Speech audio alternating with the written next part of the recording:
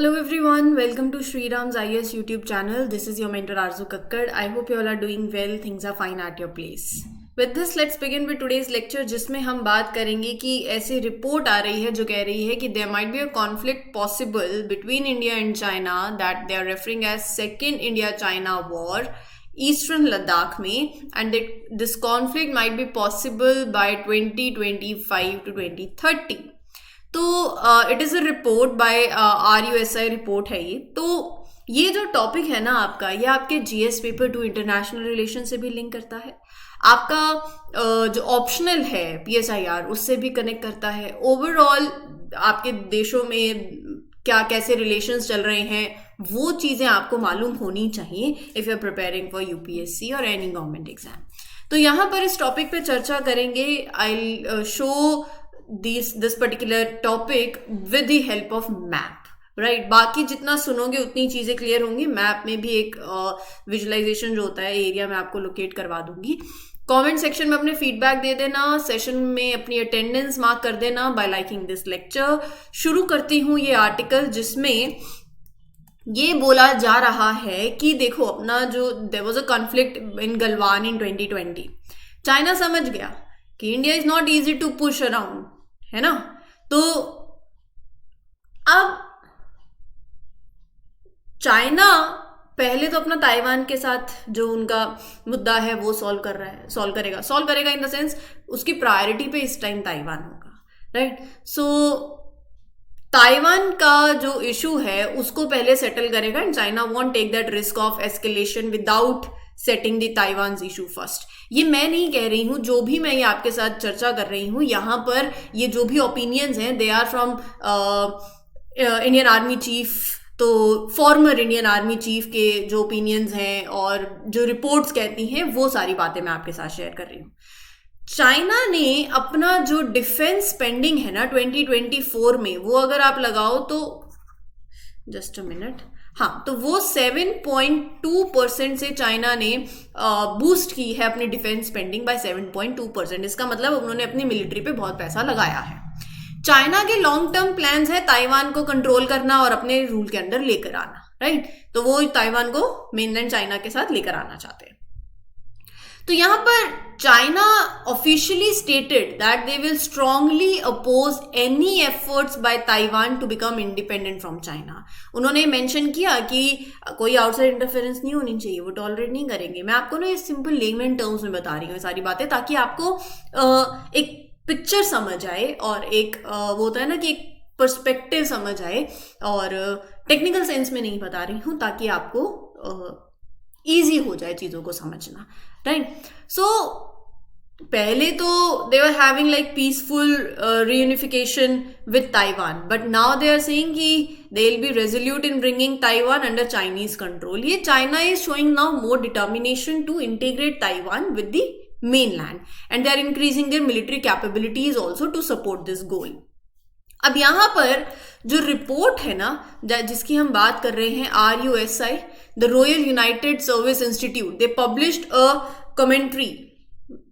मैं आपको पिक्चर्स बाद में दिखाती हूँ। तो यहाँ पर उन्होंने ना this RUSI published a commentary titled War Clouds Over the Indian Horizon by Samir Tata, who predicts कि second war between China and India could happen eastern Ladakh के अंदर, राइट। मैं आपको बताऊंगी वो रीजन जो है, it might happen sometime between 2025 to 2030। तो ये जो अपना एरिया है, देखो अभी भी अगर आप हम जो डॉक्टर S जयशंकर हैं उनके इंटरव्यूज देखें तो आप, और मिनिस्टर्स के इंटरव्यू देखें तो आपको पता चलेगा, हम आज भी ये बोलते हैं कि ये कब्जाए हुए हैं, चाहे वो पाकिस्तान ऑक्यूपाइड कश्मीर हो और ये जो अक्साई चीन वाला एरिया है, इंडिया आज भी इसको अपना मानता है।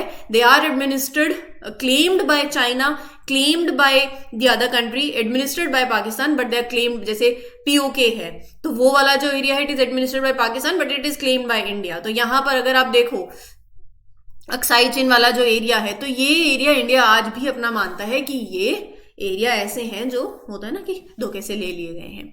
तो बात ये है कि बोला जा रहा है कि ईस्टर्न लद्दाख पे इस टाइम ये एक एरिया है जो हम बात कर रहे हैं जिस एरिया की, क्योंकि यहाँ पर ये क्यों, देखो अरुणाचल प्रदेश छोड़ के इधर साइड क्यों आने की बात हो रही है, क्योंकि ईस्टर्न लद्दाख जो है ना एनर्जी सिक्योरिटी के पर्पज से बहुत ज्यादा क्रूशियल है। तो चाइना ईस्टर्न लद्दाख को देखता है very crucial for its energy security, और ये रीजन बहुत ज्यादा उनके लिए इंपॉर्टेंट है, क्योंकि मैं अगर आपको इस वाले मैप में दिखाऊं, आपको ये एक लोकेशन दिख रही होगी, that location is, just give me a minute, हाँ जी, आपको ये जो लोकेशन दिख रही होगी, ये जो लोकेशन है काशगर, राइट, ये रीजन बहुत इंपॉर्टेंट है चाइना के लिए। मतलब आप ऐसे लगा लो, चाइना का जो पूरी पावर है ना वो यहीं स्टोर होती है, एनर्जी सिक्योरिटी, एनर्जी पावर जो यहीं से फिर वो मेनलैंड चाइना को मिलती है। ये रीजन बहुत इंपॉर्टेंट है चाइना के लिए। तो अगर कल को वो हमेशा यही सिक्योर करेगा ना कि जो ईस्टर्न लद्दाख वाला एरिया, जो पेरिफेरल, जो आसपास वाला जो एरिया पड़ता है, वहां पर अगर मान लो इंडिया चाइना को अगर एक बार भी काशगर वाले एरिया से, मतलब वहां पर अगर यहां से होता है ना सिक्योरिटी कट गई, पावर हाउस लगा लो एक चाइना के लिए है, अगर ये कट गया तो बहुत दिक्कत हो जाएगी चाइना के लिए, फिर तो वो निहत्था हो जाएगा चाइना, आप ऐसा समझ लो। तो इसीलिए चाइना का बहुत ज्यादा ये एक आप लगा लो, this region is very important because it provides a pathway for hostile power to attack and potentially seize Kashgar, right. तो ये वाइटल एनर्जी हब है चाइना के जिनजियांग प्रोविंस के अंदर। चाइना का प्लान है कि लैंड बेस्ड पाइपलाइन जो है वो लेकर आए, जो कनेक्ट करे Iran oil and gas field को टू काशगर, क्योंकि नहीं तो अदरवाइज रास्ता जो है चाइना के लिए लंबा पड़ जाता है। अब ये वाला अगर आप रूट लोगे तो चाइना के लिए आसान हो जाएगा, है ना। तो यहां पर यही बात है सारी कि ईस्टर्न लद्दाख जो है, जो काराकोरम पास है, they are critical for China's long term strategy, especially for their CPEC project. तो अगर यहां if India can threaten or disrupt China's access through this 3 CPEC, तो यहां फिर उसके बाद बोन ऑफ कंटेंशन जो है सेकेंड चाइना वॉर जिसकी हम बात कर रहे हैं वो हो सकता है, क्योंकि चाइना के लिए भी इंपॉर्टेंट है ये एरिया, और इंडिया, चाइना का तो जो क्रूशियल क्यों है रीजन मैंने आपको बताया, और इंडिया इसको अपना मानता है। तो ये वाला जो जहां से जो बोल रहे हैं कि second China India China war हो सकता है, दैट मे बी बिकॉज पूरी कॉन्फ्लिक्ट सेंटर्ड करेगी around this eastern Ladakh because of its strategic importance for China's energy security, और दूसरा उसके इंफ्रास्ट्रक्चर प्रोजेक्ट लाइक CPEC के लिए भी, राइट। इंडिया को क्या करना चाहिए? इंडिया को देखो, पहले तो अपनी यहाँ पर मिलिट्री पे और ज्यादा पैसा लगा, मिलिट्री स्ट्रॉन्ग करे ईस्टर्न लद्दाख के अंदर। दूसरी बात, हमारे जो प्लेटफॉर्म है, देखो ऐसा होता है ना कि किसी दोस्त के साथ अगर थोड़ी लड़ाई है, तो अगर हम किसी पार्टी में मिले, किसी ग्रुप में मिलते हैं कि अच्छा वो भी आएगा तो थोड़ी बात सॉल्व हो जाएगी, तो वो एक प्लेटफॉर्म मिल गया आपको ताकि आप अपनी बात सॉल्व करो। तो ऐसे ही अगर मैं बहुत लेमन टर्म में समझा रही हूँ, तो ऐसे ही अगर जैसे ब्रिक्स है, SCO है, आप ये प्लेटफॉर्म अगर यूज करते हैं और दोनों देश आपस में बैठते हैं, बात करते हैं, तो चीजें सॉर्ट हो सकती हैं। बट सिंपल टर्म्स में यही है कि जो गलवान वैली में क्लैश हुआ, उसके बाद इंडिया और चाइना ने अपनी मिलिट्री प्रेजेंस जो है वो बढ़ा दी है ईस्टर्न लद्दाख वाले एरिया के अंदर, and despite the tensions situations remain deadlock. और फिर उसके बाद अगर आप देखें तो करंट सिनेरियो देखो, चाइना के पास तो करंट चैलेंजेस है ना, वो क्या है?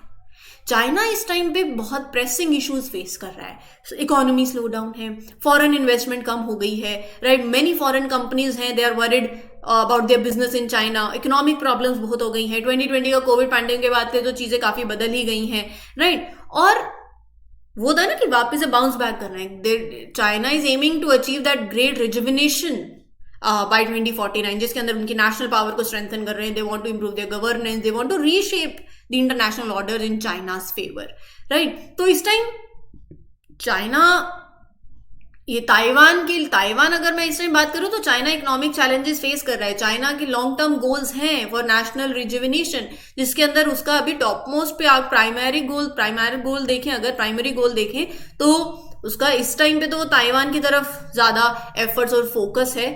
फिर उसके बाद जो हम इस सिनेरियो की बात कर रहे हैं वो है ये, ठीक है जी। तो ये था आज का टॉपिक। उम्मीद करती हूँ आपको चीजें क्लियर हो गई होंगी। कोई डाउट हो तो you can ask me in the comment section. For more such videos do subscribe to Shriram's IAS। All the best everyone, take care, thank you.